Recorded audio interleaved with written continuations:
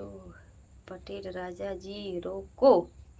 अरे रुकने, पटेल जी को रुकने दो, ऊपर नीचे बात करो, कहाँ जा रहे हो, रुकिए। गुरुदेव जी हमको बताइए, आप अपने पति परमेश्वर की सेवा करो और मंत्र बोलो, ओम पति देवाय नमः। हम अपनी पति से प्यार भी नहीं करते तो सेवा कहाँ से करूंगी गुरुदेव, होता हो ही नहीं पाता है मेरे को, क्या बताऊं, जीवन आनंदमय व्यतीत लो होगा।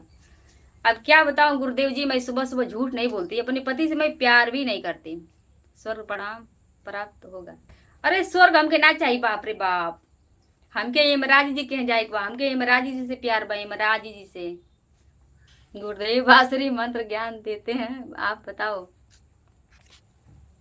अब इनको कैसे बताऊं गुरुदेव जी, क्यों नहीं करती हैं, क्योंकि उनके प्रति हमारे दिल में ना कहीं प्यारे नहीं है। मैं क्या करूं, कैसे आप बताइए, हमको ज्ञान दीजिए, मैं क्या करूं कि उनसे प्यार हो जाए मेरे को।